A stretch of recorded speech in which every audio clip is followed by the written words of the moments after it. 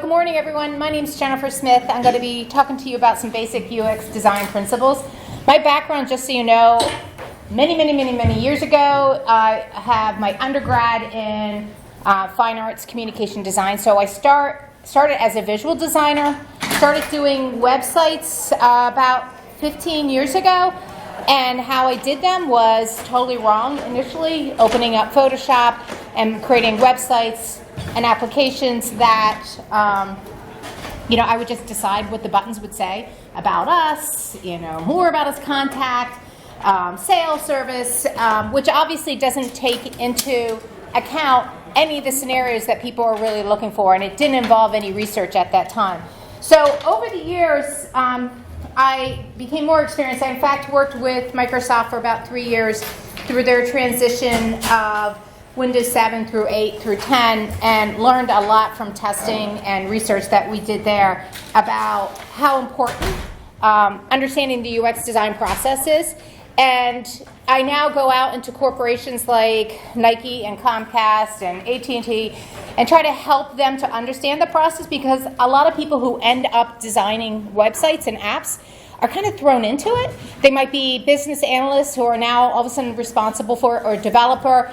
A lot of organizations will hire a developer and say they want you to do front end and back end, and then you're taking on all this responsibility. So I think it's a relief to people to understand that there is actually a process, and that if you follow it, it can save you a great amount of time in the end. So as I mentioned earlier, this is a course that I typically teach. I teach it all over the place, but we have an office up in Woburn. That is 2 days.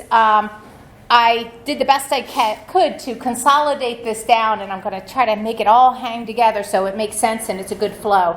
But if I hit a snag in the slides, you'll have to excuse me. I'll just quickly move on.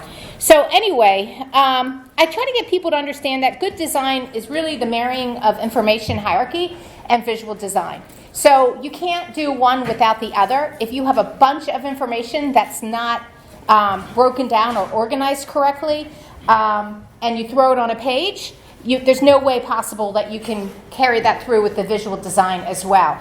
You have to put a lot of thought into your information hierarchy and what you put on each page. You have to keep things clean, simple, focused on what is most important for your users. So I try to sell why good design is so important. Obviously, a lot of organizations recognize that it's important, and that's why they pay for a staff and user experience. But if you follow a great process and you succeed, you have an increased buyer conversion, more unique visitors, more return users, increased session duration, less percentage of abandoned sales, higher conversion from trial to paid use, and this all relates to user experience. If you ever need to back up with information, and you are the type of person who likes to show people numbers as far as how this has an effect on your business, Stanford University does a lot of user experience testing with finances and checking A/B testing, that sort of thing, and they promote them publicly if you're ever interested in seeing more. But another thing to think about is, even if you're building a back end to your site for internal users, that equals a higher usability. And people learn faster, they recall more, they're more productive, they make less errors, there's a higher user satisfaction, and they're more confident. The other thing that I don't list here is that typically what we found when I was working at Microsoft is that if you follow the proper procedure of doing a lot of iterative work up before you start in the front, before you start development, you can save up to 40% of time in development. And that's because you're not coming up at the end and saying, oh my gosh, I totally forgot about this, and then trying to fit something into the architecture. Give you an idea of, and I'm going to show bad website, good website. I feel bad for these companies. I should have covered their names. But this is just like a spitting of information. This is total lack of information hierarchy, right? Everything that you could possibly think of is on that screen. Nobody has done any thought as to how to categorize these items or organize them so that they're easier for users to find them. That, no matter what you've got, you're going to have bad design. And that's what I'm trying to get across, is that design doesn't include just the visual. The UX design is that information design, and then also the visual. But that's how it responds to. I thought you'd be interested in that. So very responsive site. But this is a competitor, but you can see that they've got headings across the top like fencing, hardware, access control, outdoor living, sports. They actually put some thought into the hierarchy and how to categorize these things and what is going to appear under which heading. They can do a little bit more with visual design. You can see it's more aligned to a grid, a little bit more white space, easier to focus, less noise. And obviously that's going to help the user in the long run. And that one is responsive. So history has proven that companies who put effort into good design financially benefit in a multitude of ways. And I just like to bring this out because when you do user experience design, you should be thinking of everything, your text, your content, the hierarchy, the visual designs, and companies that are really good at that do succeed in many ways. And it's all about the whole entire experience that somebody might have when they're going through your website or trying to purchase something or whatever the services that you're trying to sell. But Apple, for instance, doesn't think of just design on their website. They design their packages beautifully. They design the little tags beautifully that come with your hardware specifications. I find it insane that this person unpacking this iPhone box has had over 3 million views. But that's showing you that they understand design. So design is not, again, just the fact that you are putting something visual together. And of course, they're financially successful. Noel, who does beautiful Swiss design furniture, designs not only the furniture well, the website well, but they don't say, oh, we're just doing an email, let's make it ugly. They design that as well. And if you even look at their name tags, if you go to their facility, they're designed beautifully.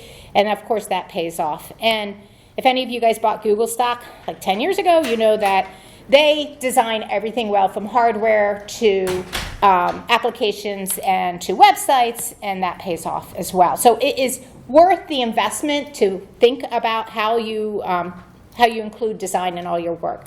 So what do all those organizations have in common? Really simple design, simple information. Try to stay focused, keep people focused. So number one is simple. Number two, focus is on the needs of the user, not the design. I've seen so many designs where they do funky things. They're like, hey, let's make the page flip, or we'll have this fly out. Like, they're not thinking about the information. If somebody has to work at it to get it, you want to think about the content first and have your visuals support that. The other thing, I love this statement, fierce reduction of unnecessary elements.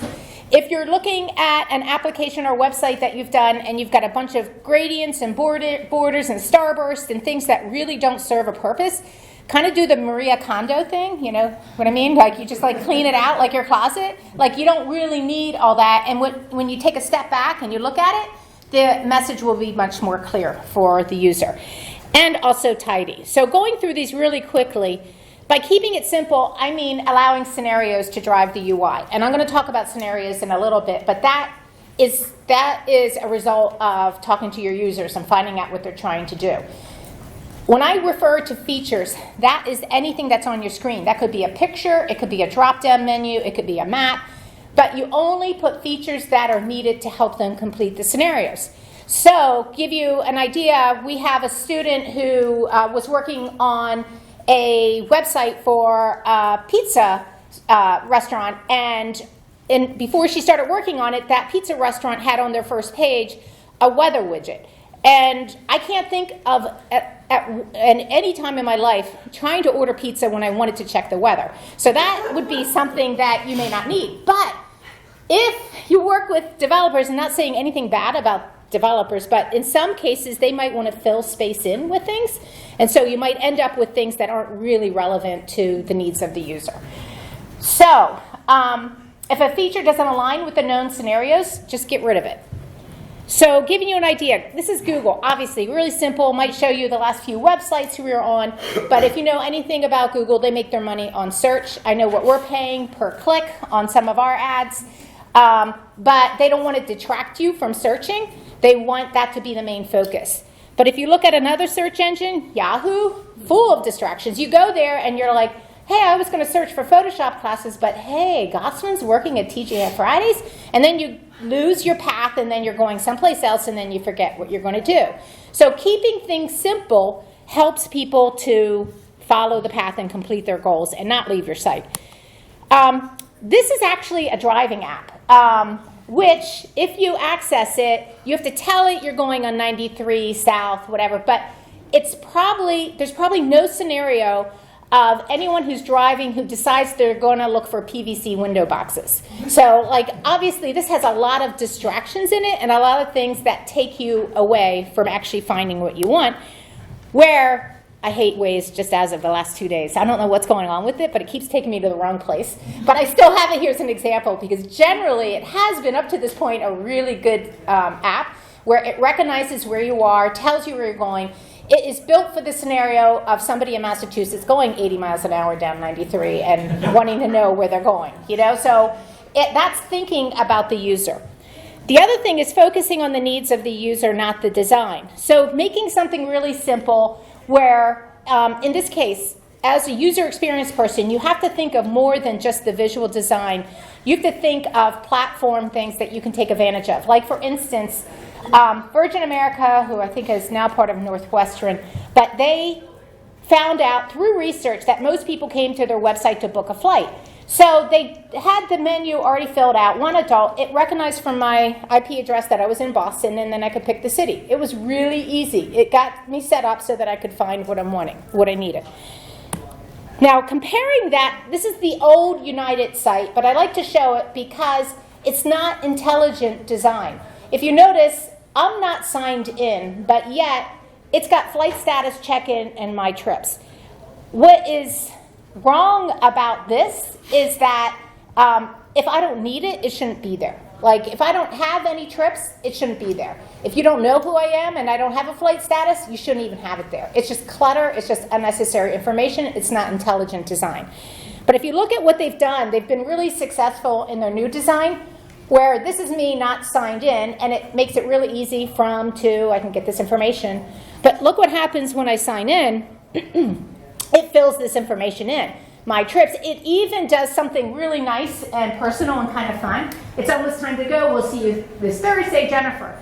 You have somebody's information if they signed in. You know what time of day it is. You know their name. You possibly might even know the weather. Whatever data you can pull to make this more interesting and create a better experience is great. In fact, what was discovered in research is that if you welcome somebody by their name and they're inputting data, that they're a lot more accurate about putting the data in because they're kind of freaked out that you know who's putting it in. Like, oh my gosh, I better do it right because it just said, you know, welcome Jennifer, so it knows who I am. So here's another example of a very good site. BWI, you built a new site, and I'll show you the old one in a moment, but the success of this is that they looked at what people were doing most. They talked to people, and they said, when you come to the site, what are you trying to do? What are you trying to accomplish? What are your goals? And then they actually gave those, they posted those goals up there. So you can tell when something's built on scenarios because it's actually like an answer to something that they need. Like, for instance, I'm planning a trip, I'm flying from BWI, I'm arriving, or I'm picking someone up. So it gives you that information, but yet that's the website. So as a UX designer, I also have to think about the responsive site. If you collapse that down, you'll notice that it now says, oh, most people who are looking on the phone are looking for flight status or parking availability. So using CSS, of course, all that other stuff hides and the buttons change and all that information. But that's totally built to the scenario of somebody who now they're driving and they quickly need to find parking. So again, really successful, but that is information hierarchy. Like, you could not do that unless you really thought about what are the two main headings, flight status, what needs to go underneath there, what has to be under parking availability. This is their website before they did this. It's just information just thrown out there, no hierarchy. So again, the visual design has so much to do with that information design. It gives you so much to work with. Another thing, tidy equals trustworthy. This is not a real Coach website. It is a knockoff. These pop up and they usually last about 30 days. They offer product at half the price, but you'll never get it. But if you notice, it says add a bit of drama, and then that pink triangle covers the type. This is also really important in design because as soon as somebody sees a misspelled word or something that just doesn't look right or something that's off a little bit in the grid, then people don't trust it. This is also not a real Coach website. pictures are distorted, but this is. So you look at it, and it's got some nice visual design. The type is nice. It's got nice white space. Everything's aligned to a grid. More trusting as well. Also, introducing fun and delightfulness. This is also your information hierarchy. I love Poppin. It's pretty cool, their little idea. They do office supplies, but they added they took advantage of a piece of metadata that Staples and W.B. Mason don't. And it's color. And so if you go there, you can say, hey, I want everything in red. And it'll pull up like every product in red. Again, that's intelligent design. It's them taking advantage of something that already exists and rearranging the information for it. If you went on to Staples and you try to find everything in teal, it might take you an hour. You do it here, you've got it done in a millisecond. Another thing is, of course, as you go through, considering branding. And so there's rules for branding too, and all of this has to relate to research. If you guys have not discovered the Nielsen-Norman group and found information on there, you can pretty much find anything, and it's free, great research. Like for instance, if you're branding a website or an app, even though you think it might be fun to put something up, your logo in the upper right or in the middle, it should always be in the upper left, because that's where like 90% of the people look. You know, like just little things like that that help you to design something that's more effective. Also, you have to consider opportunities in platforms in UX design. So as a UX designer, taking advantage of things like accelerometers or state changes or shaking something up, or the camera or Bluetooth or GPS. I don't know if you guys have seen the alarm clock that it goes off and you just wave across the camera and it turns off. You know, it's just cool ways to take advantage of information. And you also have to consider that everything is going to be touched. So that's why you see larger controls, more chunky controls. It's not only perhaps more visually pleasing, but it's more beneficial to the user. And I also just like to mention scrolling, because when I went to art school, I was told there's something called above the fold. And then now I hear it from everyone, like, we're trying to keep everything above the fold. There's no above the fold, okay? Like, it doesn't matter. When tests are done with people, 91% of people scroll if there's no indication that there's nothing beyond there. But if you put a little arrow, 100% of people scroll. And if you do something called peak, where you cut something off, 100% of people scroll. So, also considering social aspect. I don't know if you guys use Optimal Workshop, but it's a great website or tool that I use a lot for card sorting and that sort of thing. But when I have an issue or a problem, it actually shows me the people I'm working with. And that's just like a little simple thing, but it makes the experience better. So good or bad design does not only apply to websites or applications. Of course, it applies to everything, driving, trying to figure out the right road to go on. This is actually an app. I was changing a flight, and the reservationist was taking forever to do it, and I asked her if I could see what she was trying to work in. She said, yes, take a picture, tweet it. Here's the Twitter address of our president and CEO. But again, if you figure you're taking 15 minutes of their time and there's hundreds of them doing the same thing, that's really going to pull down the company's productivity. Elevators are a great source of bad user experience, like which button do you press? But I don't know if any of you guys have used the elevators now where there are no buttons on the elevators and you have to program it beforehand. Like you press a button, like I'm going to the 7th floor and it says go to B. Like that really freaks people out. You see people jump on the elevator and then they're stuck and there's no buttons on there and they got to find their way off. But this is actually in Microsoft, their offices at the Nerd Center.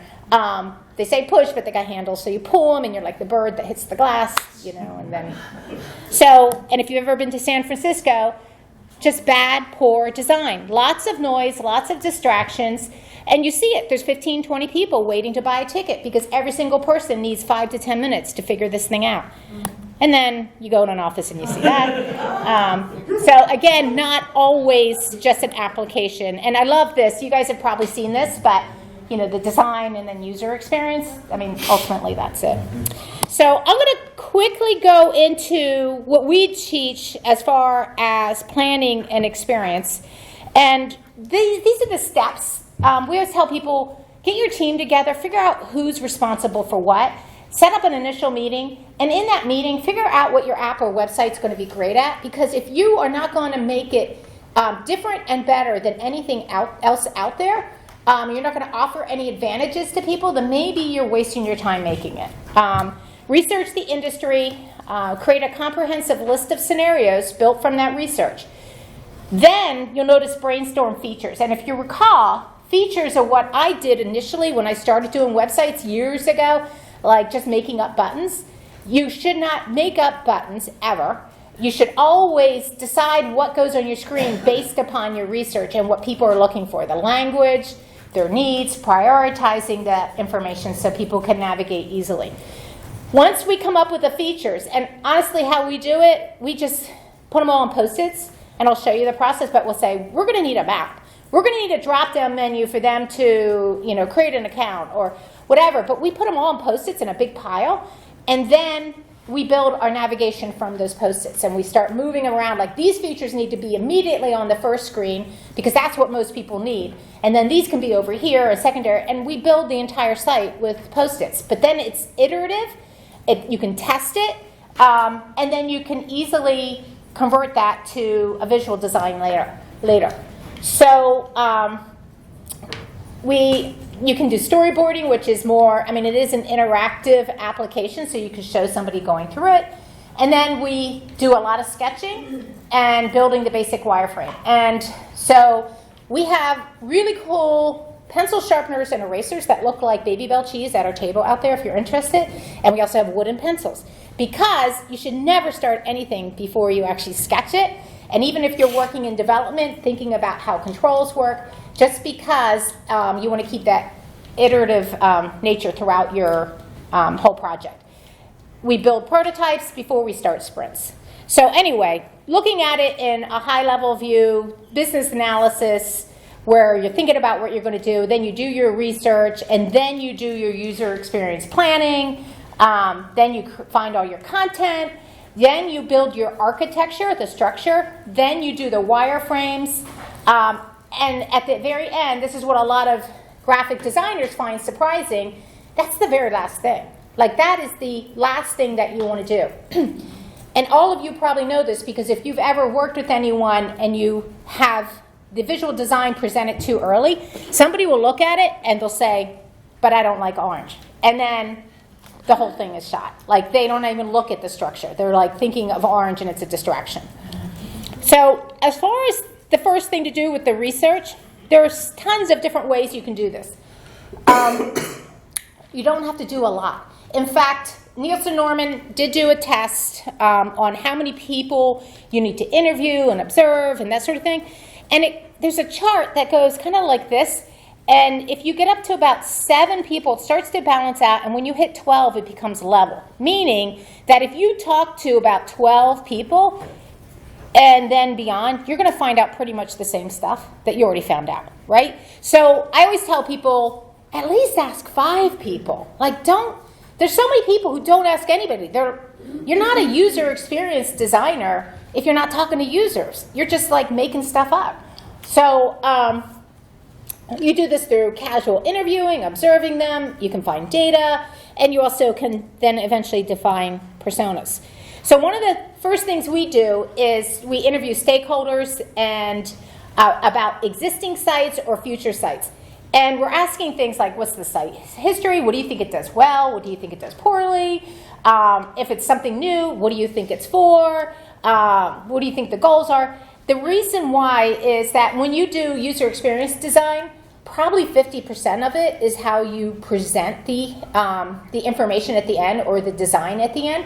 And so if you have something to back it up, like, so Mr. Stakeholder, do you remember that you said that you felt it did this poorly? Well, that's why, we found out that we should do this. And so you can actually pull that information back and present it back to them.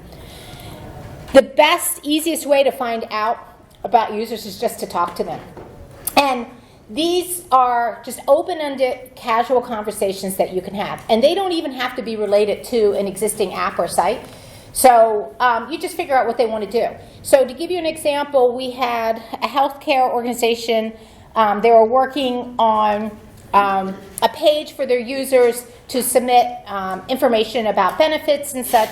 And when they were talking to the users, they were saying they didn't even care what healthcare organization these people were working with. They said, how do you submit claims at this point? And so some people were calling on the phone, and they were getting a fax number, if you can believe it, and they were faxing stuff in, and then they were calling up, and then they were on the phone for 15 minutes to try to find what the status is. They never had any relationship with any one person there. So by them looking at that, they're like, wow, okay, so what we're going to do is we're going to build a single page that has somebody that's going to take care of these people. They're going to submit directly on that page. They're going to see who's responsible. They're going to see like progress bars. But that did not come from somebody saying, let me see you use your app. That came from just asking people what they wanted and seeing where their pain points were. So I'm going to follow through with a food truck app in here just to give you an example. So I'll have like features and things that relate to that. But I might ask questions if I'm coming up with an app for my food truck. Like, how long is your lunch break? How far would you walk for good food? How do you find places right now? How long would you wait for food? Do you have certain places that you like to go that are your favorites? This directly turns into UI. Like, if I find out that they only will walk 15 minutes, then, I might have a map that only goes out 15 minutes. So it totally relates to everything that I come up with. If you do a contextual interview, that means that they are actually working on an app, and you can give them things to do. You can give them tasks. And then you can see what they're doing, and if they're like moving their mouse all over the place and they're not able to find something, you can say, what would make completing your task easier. So two different things. One is a casual interview, and one is a contextual interview. And so either one, both of them would be helpful if you have something that exists already. You can also use a survey, and these are extremely simple. And going back to examples of how this works, we use Google Forms all the time because it's free and it's got great capabilities in it as far as, if somebody chooses one answer, they go to another, they can branch off to another section, or another answer, they branch off to another section. But to give you an example, going back to our student who's doing the pizza site, she was going to spend a lot of time creating an online ordering system. It was going to cost a lot of money. And she decided to do a survey and ask users how they order pizza. And if I were to bring the survey up right now, you would see that 90% of the people want to call the pizza shop. Like, they don't even want to order online. Why do they want to call? They had all kinds of answers like, well, I want to make sure it's right, or it's just quicker and easier, and I'm driving and I want to hit the phone call. So she scrapped the whole idea of doing the online ordering, and if you look at the website now, you go to the website and the phone number is really big. The other thing is she asked, what do you most often order? And so they had the menu that started with appetizers, and they had it in certain order. She found out that most people order pizza and sandwiches. So as the designer, she's like, I'll just put pizza first and sandwiches second. Like, it's like stupid stuff. It's easy to do, but you can't do it unless you actually know what people are looking for. You can also invest in a report. All these organizations have reports. The Nielsen-Norman Group, those are really helpful. Forrester, you have to pay for those typically. Science Direct is a bunch of usability studies, like how big do your buttons need to be for people to touch them, what fonts work best on screens. Deep Dive is about everything, and it's a subscription-based research product. You can find virtually anything on it, but I'll just give you a hint. If you find a report on something that you really like, it does have a link to the originator, and if you contact them, they'll usually just give it to you for free. So, researching existing solutions is really important too, because this is how you find things that, like patterns that people are used to. Don't go and create your own pins for your maps that don't make sense to people. See what people are used to. Your design or your pins is not why people are there. They're there to probably find where they're going. But another fun thing to do that I found really useful is search for forums. Like, look at the forums for my competitors or people who are doing the same product as me, maybe a different organization, and I find out what people are complaining about and what they're looking for, and then that tells me that maybe I need to include that in my app. The other thing that is helpful is you might just find really great data. And as a UX designer, That's also important, how you take advantage of data. So the city of Boston has this website that just has data, like here's a truck, here's where it is on Monday, it serves breakfast, and here's where it is. So I, as a UX designer, can recognize that data can be turned into anything. So I could turn this into, it has an API that's available that I can take advantage of, but I can turn this into an icon of a truck on a map that's moving, and as you click on it, you know, a certain day, or you can maybe use a slider to change the day, and maybe change the time, and a drop-down menu for the day, whatever, but it's visually represented. So by looking at other sites out there that do the same thing, you not only might be able to find great data that you can take advantage of, but also really cool patterns. And there is a website that's called mobile-patterns.com where people add controls and things. It's user-based, but if you want to see what a typical calendar looks like, you can go there and pull up information. If you have a great solution and you want to use a calendar or you want to use a list box or whatever, you don't have to be unique in the visual design of that. You want to just make sure that people understand it. So the first thing after all that research is that you want to figure out what your app or site is going to be great at. And I don't have time to go through this, but if you've never done a mind map before, we try to get our whole team to do it. Just because it saves us trouble later of someone thinking of something. But how they work is you're like, okay, I'm doing a Mexican food truck app, and it's going to be spicy, and people might have gas, but, you know, so people in big groups might not use it, but then, you know, it's satisfying, whatever. But it's not, and you don't make it all related to a website. It's like, throw up on the wall any thought that you have. And then you start looking at bubbles that are really strong. And those are things that, and you're building it upon your research. Those are things that you want to make sure are prominent in your site or your application. We will then turn this into an application statement. An application statement helps me recognize what my app or website is best at before I start, but it allows me to focus on scenarios and features that add value, and it is referred throughout the whole design and development process. And so we use a little template here. My app website is best in its category, and it might be a run-on sentence, which is totally fine in this case. My food truck website is best in its category at locating my top-rated food trucks and informing me when they are nearby, as well as allowing me to share comments and ratings about the food trucks with my friends. So if somebody comes in and they say, let's put a weather widget in here, I'd have to say, but that's not really what we're doing. We're not informing them on the weather, but if they have enough of an argument that we should include it, then I would have to come back here and say comma and also tells you the weather. So like this is the peak of the UX development. Whatever is in this best at or application statement is defining everything else that falls within the rest of the steps.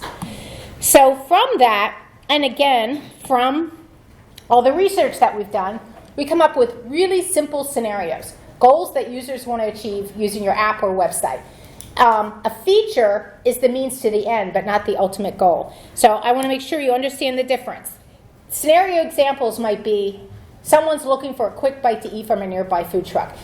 Developers typically have a hard time doing this because they always want to say how, like from a drop-down menu, or they want to click on a map. Like, don't do that. You want to keep this as simple as possible. You simply know that somebody is looking for a quick bite to eat from a nearby food truck. You don't care how they figure it out at this point. Somebody wants to investigate different types of foods. Somebody's in finding food trucks that have been recommended by others. Somebody wants a healthy food truck option. Somebody wants to find trucks within their budget. Somebody wants to know where their favorite food truck is at all times. So again, you don't care how that's done. You're just simply stating, this is what we found in research. This is what people are looking for. To give you a comparison of a scenario versus a feature, the scenario might be want to find trucks that are a short walk from my office. The feature, which you don't have to think about this early on, might be finding locations of maps on a truck, trucks on a map. Find out what other food truck lovers recommend using a rating system. Find the type of food that I like to eat. You'd have a sort. So at this point, you're simply thinking of why somebody wants to use the application or website. From the research. First of all, you come up with the scenarios, and then you come up with personas. And personas just represent actual people who might be using the application.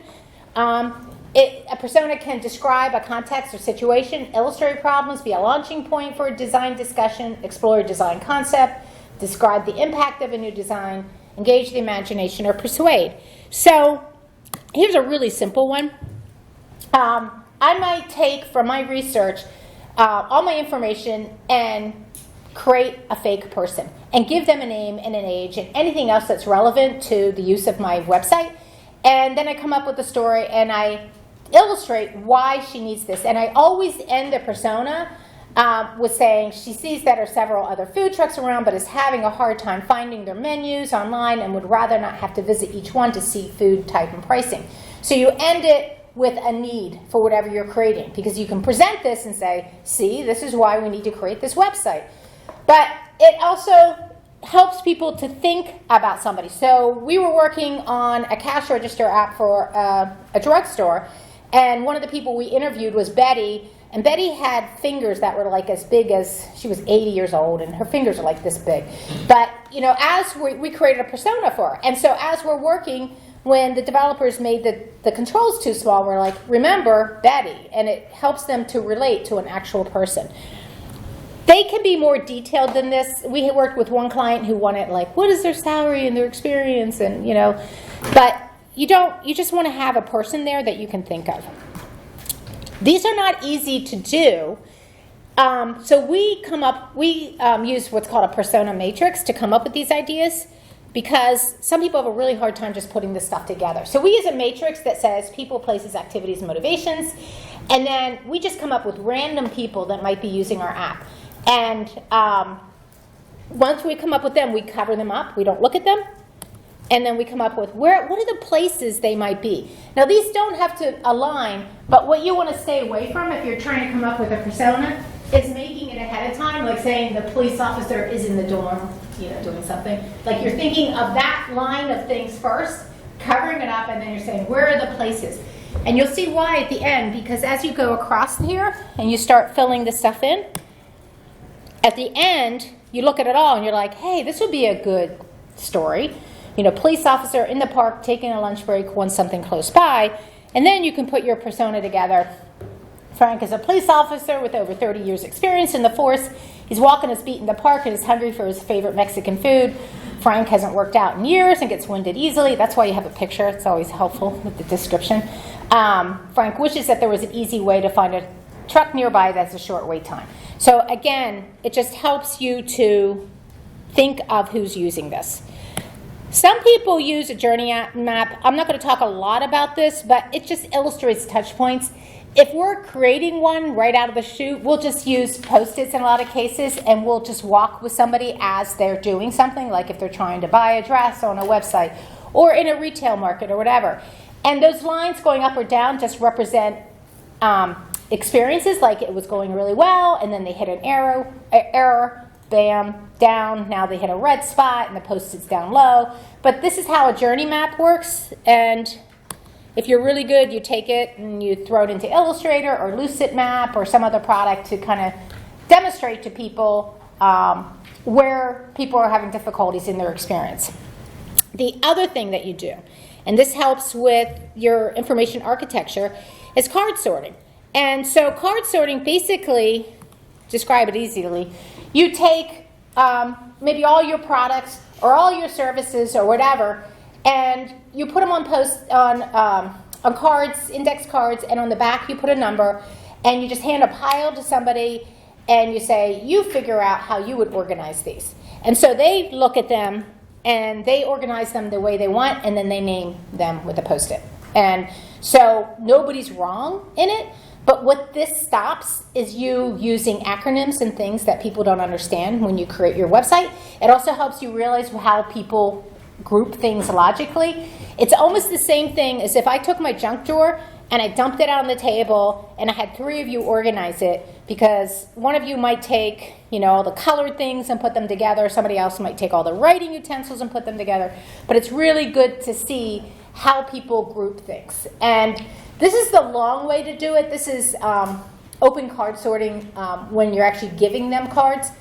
But you can also, and in that case, you have to write everything down in a spreadsheet. It gets a little confusing. You write all your groupings down on the left, and then you flip the cards over, and you put what cards ended up under each grouping. It takes a little more work. Optimal Workshop has optimal sort, which is great, which you just enter all your cards in, and then people drag and drop them out.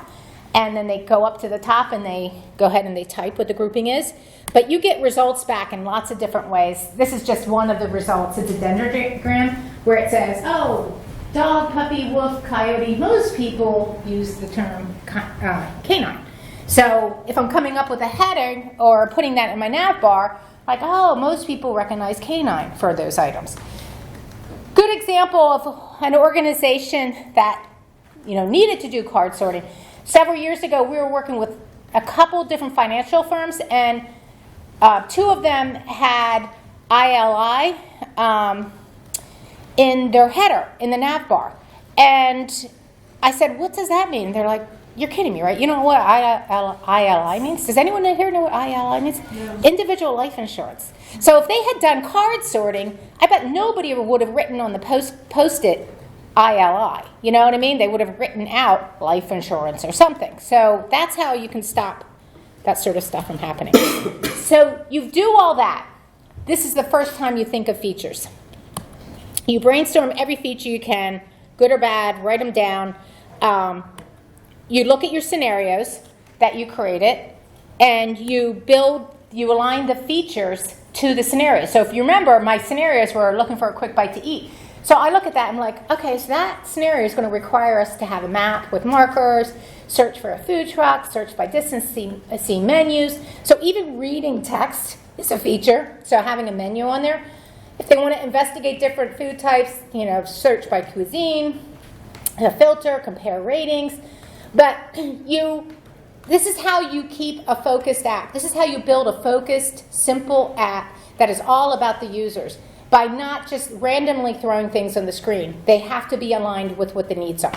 And so everything on the screen here, this is Adobe stock photo, everything you see here, the gallery you see here, the image preview, the fact that you can click on a filter for photos and illustration vectors, every single thing on here is a feature, and it should be there because somebody needs it to complete a scenario.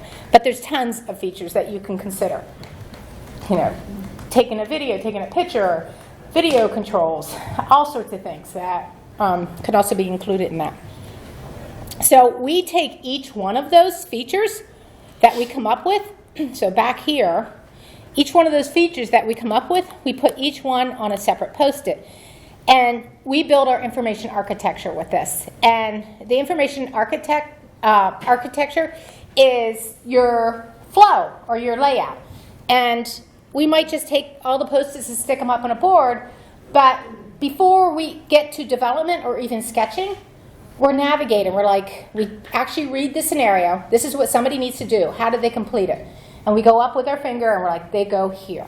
And if we get to a dead end, we're like, oh, need to add another post-it. And we put another post-it up there.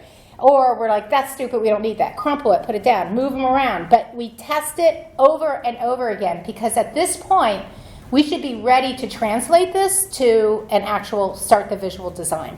And so again, we test it and we build it based upon these post-its. So then this is when I just like to quickly talk about visual design, because now we would convert this to a sketch. But I like to just throw these things in, these little tips that we use. I don't know if you guys are familiar with some of these things for placing things on the page, but there's the rule of thirds, and you'll notice like this rock formation on the left doesn't follow any rule, but the one on the right, the rock formation is on the line, the third, and the land ends at a third. Visual design and how you marry it with your information design is really critical. So understanding how to make a dynamic layout is really important. So the image on the left, less dynamic than the one on the right. Apple uses the rule of thirds all the time. Where's the iPhone N? 2/3. Where's the text? Centered on a third, centered on a third. Why do they use 3? 1/3 for the panel, 2/3 for the text. And we also might use the golden mean, which I'm not going to spend a lot of time on, but it is just another proportion that we use for our pages. And we don't use both. We'll use either the golden mean or we'll use rule of thirds. But this goes way back to Fibonacci. It's a proportion. It's a distance from one thing to another. That was discovered back in 1225 when he did an experiment with rabbits. But it is recognized in nature. And again, you'll see like things like daisies have 34 petals or 55 or as many as 89 petals. In fact, I should go back to this because I bet somebody in here would know what the next number is in the sequence, like that. Anyone know? 34. Yeah, who said that? Okay, you developer? No, good. But it's 0 and 1 equals 1, and 1 and 2 equals 3, and 2 and 3 equals 5, 3 and 5 equals 8. But that's the distance away from something. So we use it. Let me just scoot through these. By the way, that distance is represented by a value of 1.62. So if I'm trying to make a perfect golden rectangle, I can just go into Adobe Illustrator or Photoshop and multiply my square times 1.62 and have a golden rectangle. But this is what it looks like, if you've ever seen it, which again represents things that you see in nature.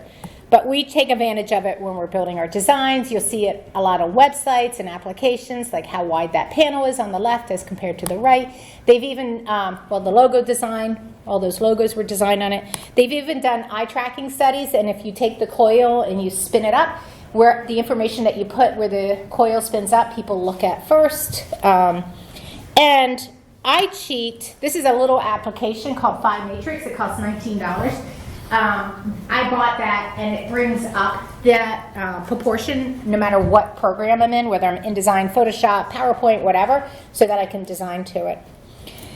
The other thing that helps glue the information together with your visual design is understanding a grid. And the reason why is because now that you have the information, you've got to organize it within a space so that it makes the information clear and optimally accessible, lessens visual noise, and the result is clearer, more accessible communication. So you'll notice the baseline of the text is all falling on the grid, but you'll also notice that we try to keep things aligned all the way across. And the reason why is because if you notice this at the bottom, that's visual noise. Like if I look at that, I'm like, why is that lower? And then all of a sudden I'm wondering if that's less important than the other content. It really messes up how people consume information. Like this. Does that not drive you crazy and you can't hear what I'm saying, right? So as soon as I straighten out, you're like, oh, phew. Okay, so that's the same thing. Like paying attention to those details is really important. And if you look at really great sites and apps, they are always aligned. Like there's nothing messy. That's attention to detail.